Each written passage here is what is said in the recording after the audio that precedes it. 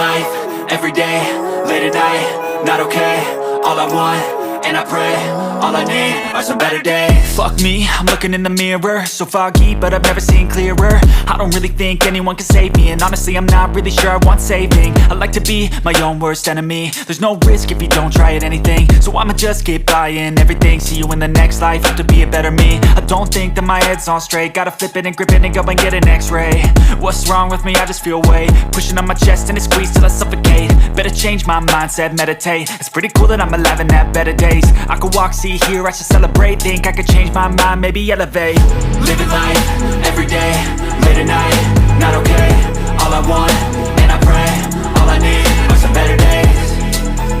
Yeah, all I need are some better days. Cause all I want, and I pray, I believe in the better days. I'm kinda stuck between a rock and a hard place. Do I work hard or live at my pace? You're only young once, yeah that's all great, but I also want a future where I'm okay. Living life is doing lots of cocaine. Wait no, it's living with no shame. Wait no, it's sleeping in on Sundays. I guess it's different for each of us and that's okay.